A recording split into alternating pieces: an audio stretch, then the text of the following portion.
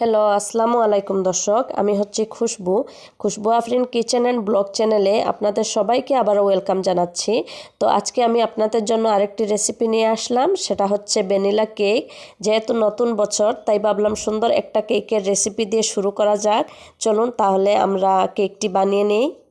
তো আমি চলে আসছি কেকটি বানাতে। তো আমি এখানে 2টা ডিম নিয়ে নিয়েছি, আর ডিমের সাদা অংশটাকে আমি আলাদা করে নিয়েছি, আর ডিমের কুসুমটাকেও আমি আলাদা করে নিয়েছি। তো প্রথমে আমি ডিমের সাদা অংশটাকে 2 মিনিটের মতো লো স্পিডে আমি বিট করে নেব।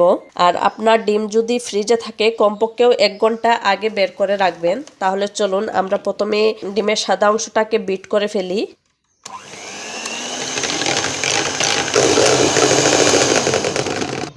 এই যে দেখেন ফোমের মতো হয়ে গিয়েছে। আর এখন আমি দিয়ে দিচ্ছি ডিমের কুসুমটা। এখন আমি এই কুসুমটাকেও মিক্সড করে নেব। এই যে আমি কুসুমটাকেও মিক্সড করে নিয়েছি। এখানে আমি হাফ কাপের মতো চিনি নিয়েছি, আর চিনিটাকে আমি গুঁড়ো করে তারপরে চেলে নিয়েছি। তো আমি হাফ কাপের মতো চিনি দিয়ে দিচ্ছি। চিনিটা গুঁড়ো করে দিলে যেটা হয়, চিনিটা খুব তাড়াতাড়ি মিশে যায়। এখন চিনিটা দিয়ে আমি এটাকেও আরও 2 মিনিটের মতো বিট করে নেব। তো আমার চিনিটাও বিট করা হয়ে গিয়েছে, আর দেখুন এটা ফুলে একদম ক্রিমের মতো হয়ে গিয়েছে। এখন আমি দিয়ে দিচ্ছি তেল। তেলটা আমি হাফ কাপ থেকে একটু কম নিয়েছি। এখন কিন্তু আমি বেশি সময় বিট করব না, তা না হলে ডিমের ফর্মটা বসে যাবে। আমি একটু সময় তেলটাকে বিট করে মিশিয়ে নেব। এখন আমি দিয়ে দেব শুকনো উপকরণগুলি। এখানে আমি হাফ কাপ নিয়েছি ময়দা, আর 1 চা চামচ দিয়ে দিচ্ছি বেকিং পাউডার। দিয়ে এখন এই শুকনো উপকরণগুলিকে আমি চেলে নেব। কেকের মধ্যে ময়দাটা চেলে দিলে তখন কেকটা ভালো হয়, তো আপনারাই চেষ্টা করবেন অল্প যাতে চেলে দেওয়ার জন্য। এখন আমরা যে ময়দাটা নিয়েছি এটা একসাথে দেব না, অল্প অল্প করে দেব। প্রথমে অল্প দিয়ে দিলাম আমি, দিয়ে এই যে বিটারের কাঁটাটা দিয়ে হালকা হাতে আমি মেশাবো। এই জিনিসটা কিন্তু তাড়াহুড়া করবেন না, তা না হলে আপনার ডিমের ফর্মটা বসে যাবে। আর যদি ডিমের ফর্মটা বসে যায় আপনার কেকটা সুন্দরভাবে ফুলে উঠবে না। এটা হালকা হাতে আস্তে আস্তে মিশিয়ে নেবেন। এখন বাকি যে ময়দাটুকু রয়ে গিয়েছিল এটাও আমি দিয়ে দিচ্ছি। তো যখনই মেশাবেন তখনই একই ডাইরেকশনে আস্তে আস্তে এরকম ঘুরিয়ে ঘুরিয়ে মিশিয়ে নেবেন। এই যে আমার মেশানো হয়ে গিয়েছে। আর এখন আমি দিয়ে দিচ্ছি এখানে 2 চা চামচের মতো দুধ। দুধটা কিন্তু ঠান্ডা দেবেন, গরম দুধ দিতে যাবেন না। আর দিয়ে দিচ্ছি হাফ চা চামচের মতো ভ্যানিলা এসেন্স। এখন আমি এটাকে আবার মিক্সড করে নিচ্ছি হালকা হাতে। যে বাটির মধ্যে আমি বেক করব সেই বাটির মধ্যে ব্যাটারগুলা নিয়ে নেব। এই বাটির মধ্যে আমি সামান্য তেল দিয়ে প্রথমে তেলটা ব্রাশ করে নিয়েছি পুরো বাটিটার মধ্যে। এখন আমি সামান্য ময়দা দিয়ে দিচ্ছি। তেল আর ময়দা দিয়ে বাটিটার মধ্যে মেখে নিলে তাতে যেটা হয়, যখন আমরা কেকটা বেক করব তখন কেকটা বাটির সাথে আটকে থাকবে না। আপনি যখন খুলবেন তখন খুব সুন্দরভাবে কেকটা খুলে আসবে। আর বাকি যে আমার এক্সট্রা ময়দাগুলো রয়ে গিয়েছে এই ময়দাগুলো আমি ফেলে দেব। এখন আমি একটা কাগজ ভিতরে বসিয়ে দিচ্ছি। তো এখন আমি এই বাটির মধ্যে আমাদের কেকের ব্যাটারটা নিয়ে নিচ্ছি। তো সব আমি বাটির মধ্যে নিয়ে নিয়েছি। এখন বাটিটাকে আমি এরকম 1-2টা বাড়ি দেব। ভিতরে যদি কোনো ফাঁকা অংশ থেকে যায় সুন্দরভাবে সেট হয়ে যাবে। আমি এটা চুলার মধ্যে বেক করতে চলে যাব। তো চুলায় কিভাবে বেক করতে হয় আমি 2-3টা ভিডিওর মধ্যে দেখিয়ে দিয়েছি, আপনারা ওইখান থেকে দেখে নিতে পারেন। কেকটি হয়ে গিয়েছে, এখন আমি চেক করে দেখব। আমি একটা কাঠি ঢুকালাম, দেখেন কাঠিটা একদম পরিষ্কার বের হয়েছে, কোনো কাইয়ের মতো কোনো জিনিস লাগে নাই। তার মানে আমার কেকটা হয়ে গিয়েছে। এখন আমি নামিয়ে নেব। কেকটি ঠান্ডা হয়ে গিয়েছে। এখন আমি এরকম বাটির থেকে সাইডটা লুজ করে দেব, তখন কেকটা বের করতে সুবিধা হয়। তা না হলে আপনি যদি এরকম সাইডটা ছেড়ে না দিন, কেকটা যখন বের করবেন তখন কেকটা ভেঙে যেতে পারে। এখন আমি একটা প্লেট নিয়ে নিয়েছি, আর এরকম করে আমি বাটিটাকে উল্টে নেব। কেকটা আমি খুলে নিয়েছি, আর এখন কাগজটা আমি সরিয়ে নিচ্ছি। আর কেকটি কতটুকু সফট হয়েছে এই যে আপনারা হয়তো দেখে বুঝতে পারছেন। এখন আমি কেকটিকে 2টা ভাগে কেটে নেব। হালকা হাতে এভাবে করে কেটে নেবেন। যে আমার 2 ভাগে কাটা শেষ। তো আমি একটা বোর্ড নিয়ে নিয়েছি, আর এখন এই বোর্ডের মধ্যে সামান্য ক্রিম লাগাবো। ক্রিমটা লাগালে যেটা হয়, যখন আপনি কেকটা বসাবেন তখন কেকটা নড়াচড়া করবে না। এখন আমি কেক যে 2টা ভাগে ভাগ করেছিলাম, তো আমি প্রথমে উপরের ভাগটা দিচ্ছি নিচে আর নিচেরটা দেব উপরে, তাতে যেটা হয় নিচেরটা সমান থাকে, তখন দেখতে সুন্দর লাগে। এখন আমি দিয়ে দেব সুগার সিরাপ। এখন আমি একটা প্যাকেটের মধ্যে কিছু হুইপিং ক্রিম নিয়ে নিয়েছি। এখন আমি এইটার মধ্যে দিয়ে দেব। একটা নাইফ দিয়ে আমি এরকম করে সমান করে দেব। আর ক্রিমটা যখনই দেবেন সমান করে দেবেন, তা না হলে উঁচু নিচু হয়ে যাবে। এই যে হয়ে গিয়েছে। এখন আমি সেকেন্ড লেয়ারটা দিয়ে দেব। সেকেন্ড লেয়ারটা দিয়ে দিয়েছি। এখন আবার আমি সুগার সিরাপ দেব। আগে যেভাবে আমরা হুইপিং ক্রিম দিয়েছিলাম ঠিক ওইভাবেই আমি আবার উপরে হুইপিং ক্রিম দিয়ে দিচ্ছি। আর প্রথমবার পুরো কেকের মধ্যে ক্রিম দিতে যাবেন না। তো আমি পুরো কেকের মধ্যে ক্রিম লাগিয়ে নিয়েছি। এখন আমি 10 মিনিটের জন্য ফ্রিজে ঢুকিয়ে রেখে দেব, আর আসছি 10 মিনিট পরে। তো আমি ফ্রিজ থেকে বের করে নিয়েছি। এখন আমি এইটার উপরে দিয়ে দিচ্ছি ক্রিম।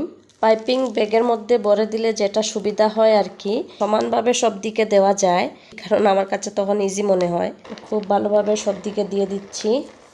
তো এখন আমি প্যালেট নাইফ দিয়ে কেকের উপরটা সমান করে দেব। আর যেগুলা এক্সট্রা লাগবে ওইগুলো আমরা এরকম একটা বাটির মধ্যে নিয়ে নেব। আর এই কাজটি কিন্তু খুবই হালকা হাতে করতে হবে। এই কাজের মধ্যে কিন্তু আপনি চাপাচাপি করতে যাবেন। যদি চাপ দিয়ে করতে যান তাহলে আপনার কেকটা বেরিয়ে আসবে। তো হালকা হাতে এই কাজটি করে নেবেন। আমি যতটুকু সম্ভব অতটুকু করে নিচ্ছি।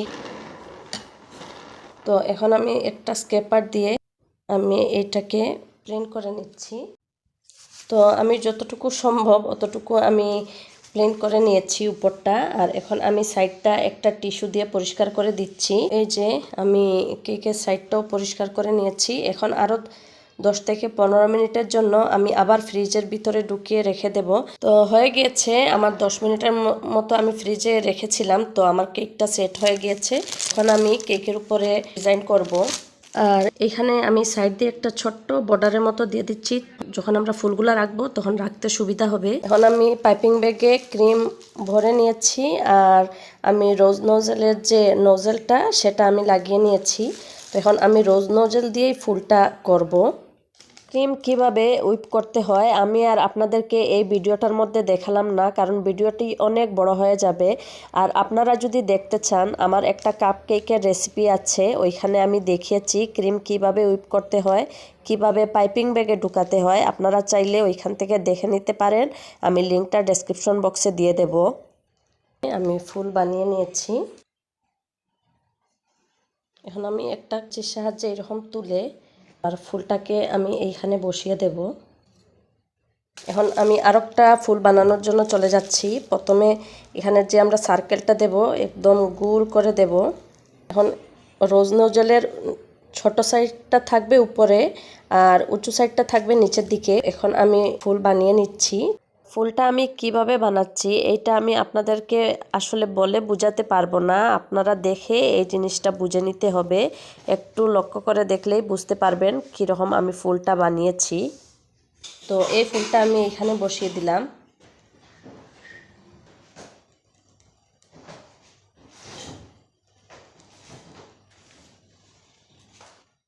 পার্পল কালারের ক্রিম নিয়ে নিয়েছি।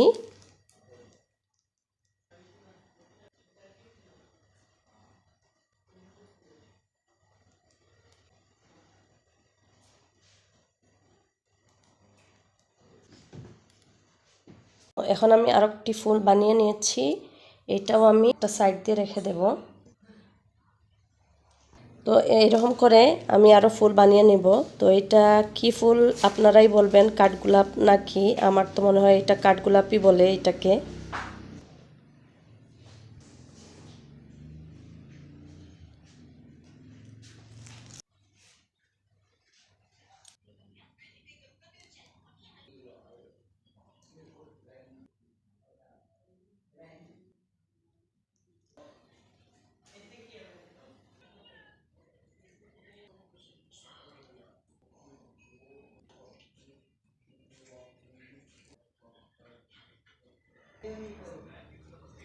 তো হয়ে গিয়েছে আমার সব ফুল বসানো।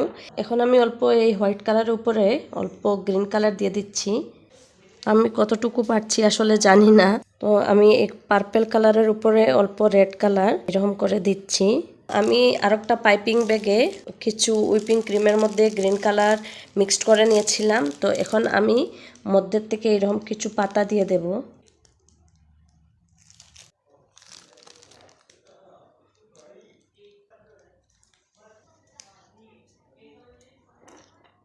হয়ে গিয়েছে আমার কেকটি। আমার এই কেকের রেসিপিটি আপনাদের কাছে কীরকম লাগলো আপনারা চাইলে আমাকে কমেন্ট করে জানাতে পারেন। আর আমার রেসিপিগুলি যদি আপনাদের কাছে সহজ লেগে থাকে তাহলে প্লিজ একটা লাইক দিতে ভুলবেন না। আর আপনি যদি আমার এই কেকের রেসিপি থেকে অল্প যদি উপকৃত হয়ে থাকেন চাইলে আমার চ্যানেলটিকে সাবস্ক্রাইব করে নিতে পারেন। আর আপনি যদি এই কাজটি অলরেডি করে থেকে থাকেন আপনাকে অসংখ্য ধন্যবাদ। আসসালামু আলাইকুম।